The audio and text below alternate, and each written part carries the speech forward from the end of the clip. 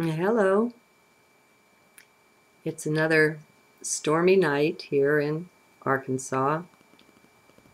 Stormy days, stormy nights. We're having a slew of them. It's interesting. Personally, I'm really grateful. Deeply grateful. I'm looking for my crystal. I set it down somewhere. I see it as Mother Nature cleaning the air for us.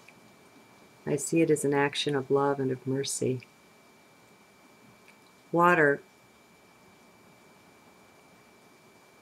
I don't have a word superlative or magnificent enough for what water is and what it does. To me, it's divinity itself expressed here in 3D. Majestic is not good enough. It's life, and it's life-giving, and it's miraculous. The way it keeps recirculating and recycling up into the clouds and down into the earth and into our bodies and down into the earth. And you know, we don't have life here without water.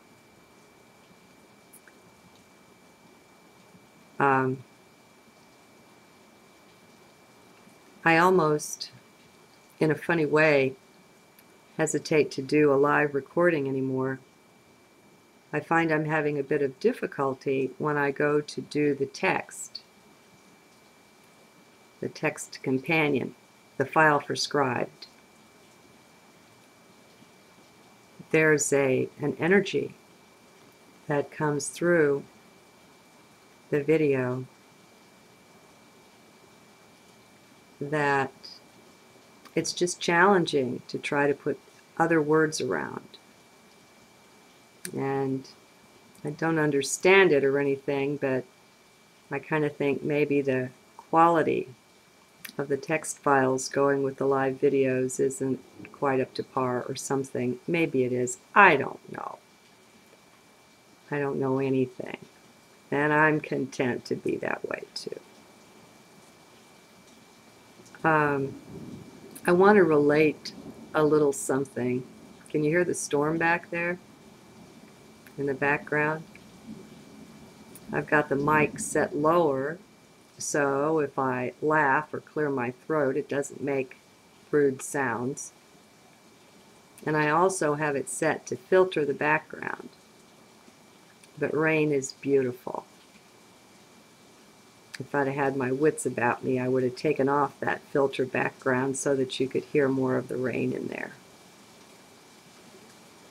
Okay, I wanted to share something that I don't know just what it is, but the way it's manifesting for me is that my spelling is going haywire. Not intentionally. I'm finding I can't spell things anymore. Now, as you may know, I have a good education, reasonably good. I mean, you know, 200 years ago, my education would not, none of our educations would be up to par for what was once considered a good education. But for now, it'll do. And one of the degrees is in English. And I got it out of pure love of the language and of communication and just all of that. I mean, that's just, it's one of my things. It just lights my fires. And so spelling and words are important to me. And I find it very strange that I'm just not knowing how to spell things. And so I thought I'd mention it. What I think I might be noticing is less of a mental acuity and a sharpness in the 3D left brain. Again, I'm not sure why. My sense is that it's the incoming energy. The frequencies rising, the solar radiation, the solar wind, all of this that's coming in is very intense. And it would be amazing if it didn't affect us in some ways. So, I don't know. It could also be encroaching senility or something. Who knows? But anyway, for what it's worth, just in case it's reflected out there in you, it's always nice to know whatever it is isn't personal. And more I'm finding that nothing is personal. Heck, there are no persons out there when we get down to it. That's the part of us that's an illusion. Now, somebody sent me in an email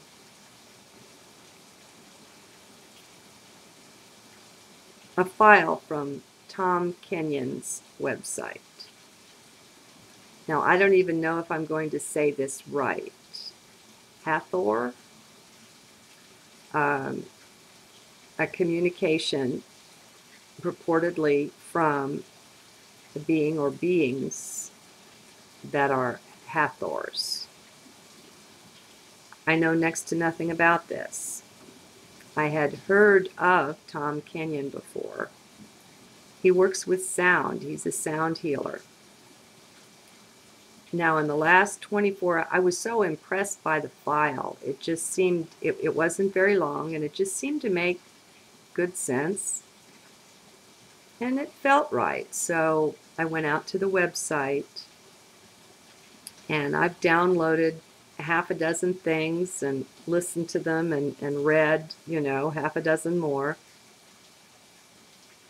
And at this point, I have to say, I'm cautiously really impressed. And so I wanted to mention it to you.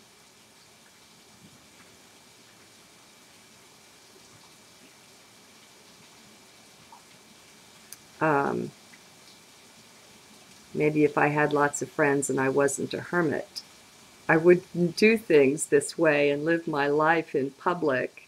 It's bizarre, the two sides of this coin, the hermit and the website with, everybody in the world can have a conversation with me. It's interesting. But anyway, okay. It's been really strange because what I'm finding is that I live in heart. It's my thing. And understanding isn't something that's necessary or mandatory for living in heart.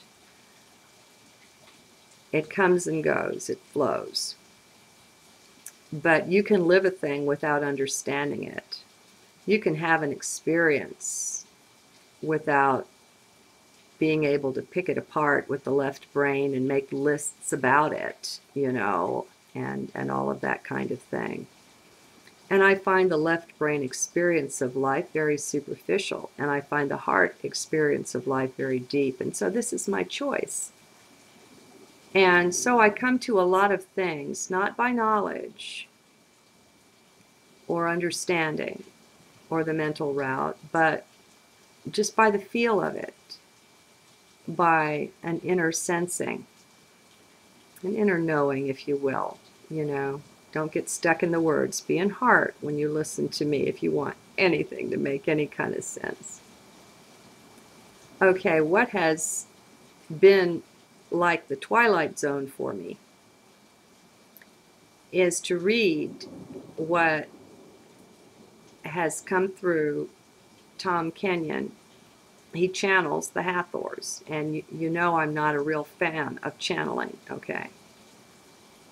But he's got some good street creds as well. I mean, he's a psychologist in practice for quite a while, a hypnotist, hypnotherapist, and he came apparently into this Hathor thing rather unwillingly. And so that gives him a little more credibility in my book instead of somebody out there, you know, off in la la land seeking woo-woo experiences. So, on the one hand, he's pretty grounded, and on the other hand, he channels. Oh well, deal with that how you will. I'm working on it here. What's interesting, though, is that what I'm finding in the material that comes through him is the same things that I know to be so and that I say in my videos, okay, that I teach. I don't like that word much, but there you go. Only I came to it through this heart way, this inner sensing and knowing, but not with understanding. Oh God, please be in heart, or this is just worthless to you. The experience is there for you. And I know a lot of you have it, and you're with me in this. But it is so strange to sit here because when they come across with these things, they have a whole context to put it into. They have understanding of it. They have knowledge of it, where I have just come to it kind of viscerally or something, through the heart. And I'm finding it empowering at this point. Because, of course, see, one of the reasons I don't read the channelings of people out there, like you find this Seleucus stuff everywhere. I guess Mike Quincy, and I forget the name of the Sheldon Neidl. I used to read their stuff, but what happens is when you read or listen to someone, you tune into them vibrationally.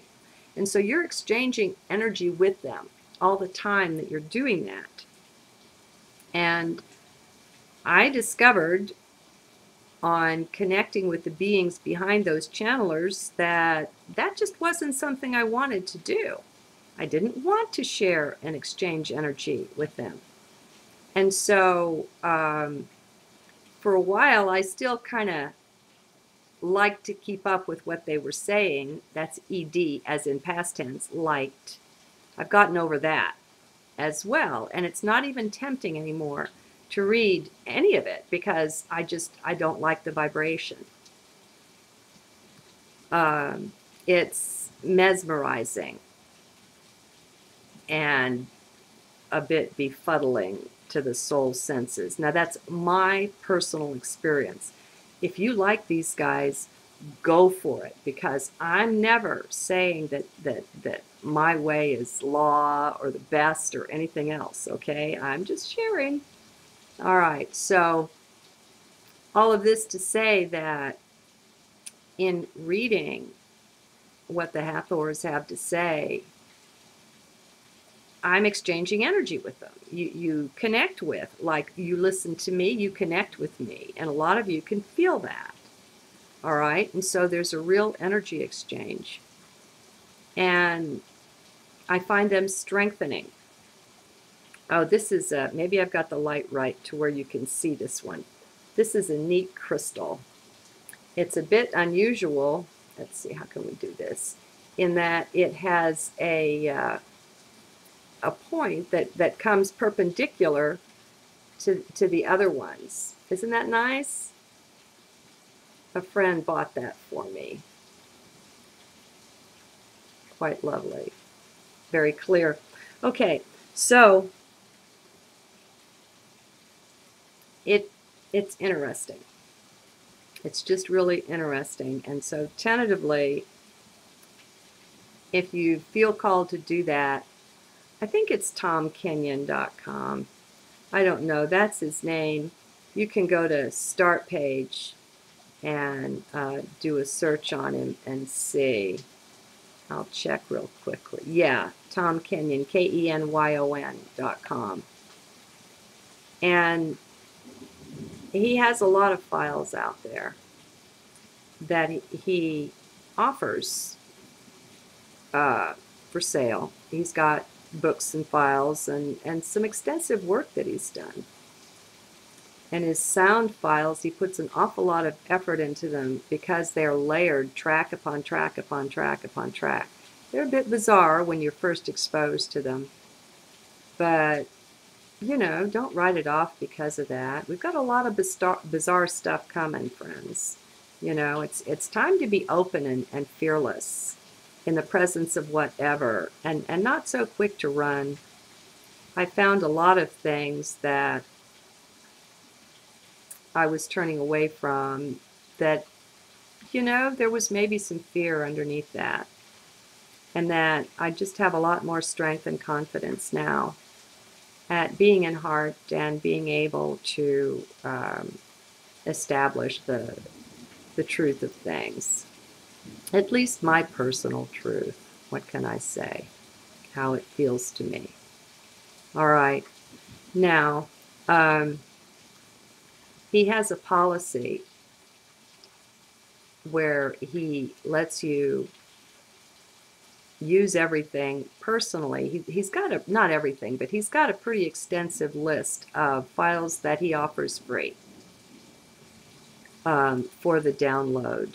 He offers a lot of free things to read. I guess he's got a newsletter. Like I say, this is 24 hours I've been on this site, that's all.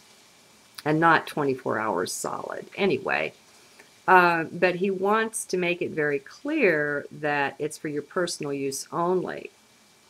And he zealously guards his copyright. And you know, I respect him for that. It's one thing if someone offers things that are on or for the spiritual path and charges for them.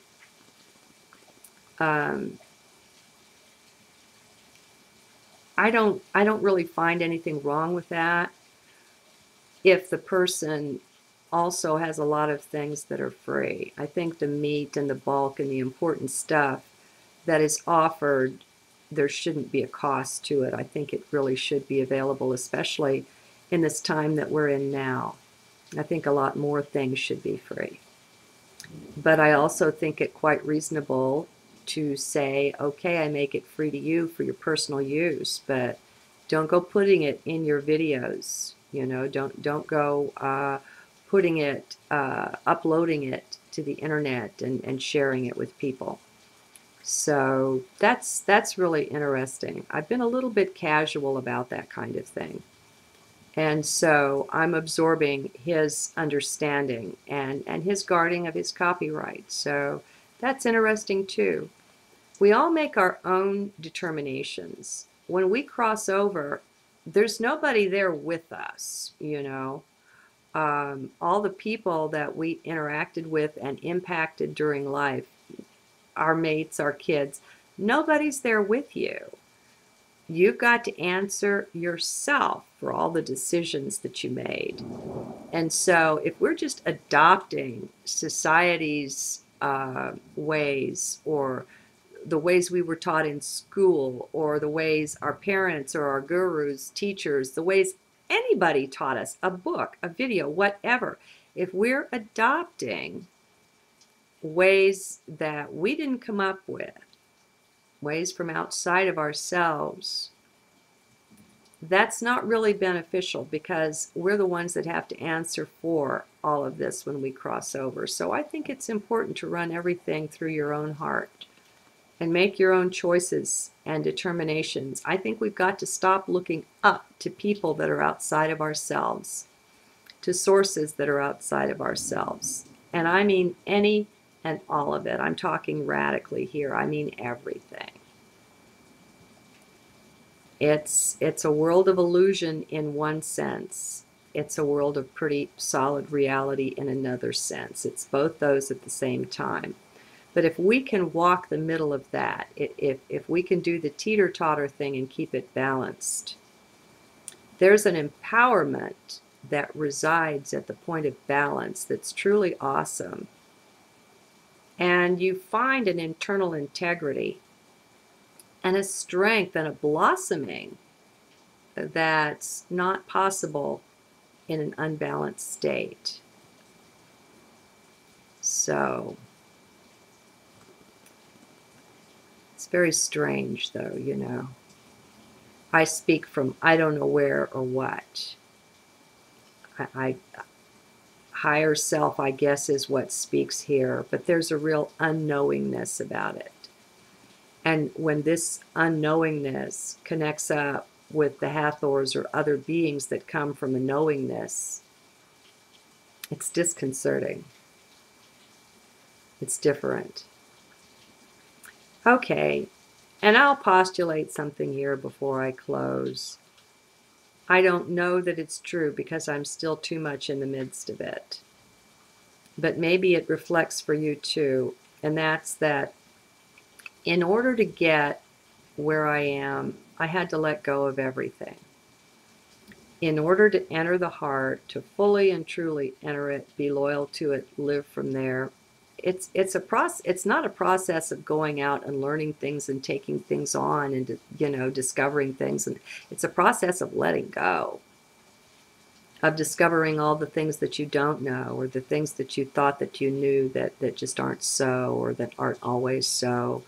It's a process of discovering and uncovering all of the beliefs and all of the stuff that's underneath them.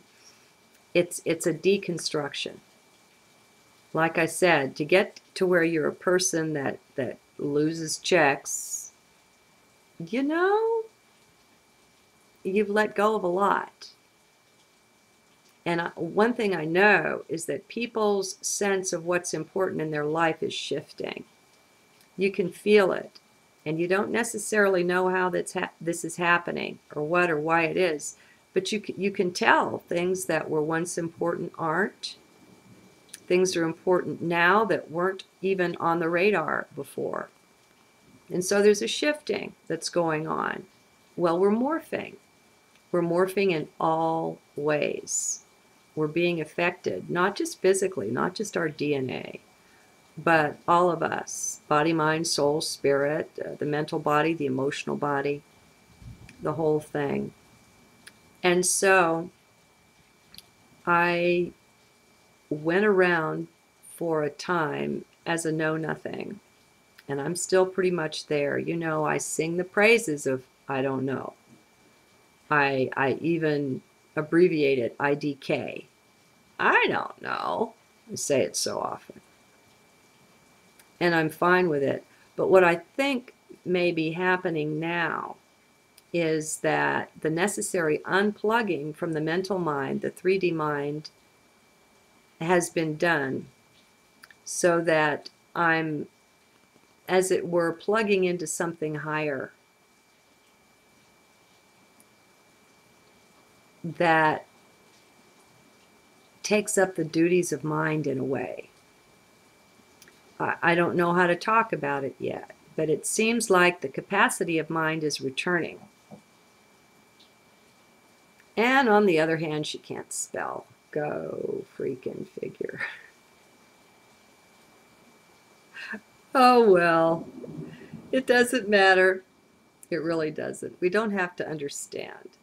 Bottom line, it is what it is. Things are fine. Lift your vibration, your frequency. Find your bliss, find your joy, and live in that, be in that, stay in that. When you have idle moments, go into that. You're creating. You're creating your own future, and you're creating the future for your fellows. We can change time. We can change things. We have so much more, way more power than we're acquainted with. And one of the best ways to occupy yourself is being in joy. See you soon.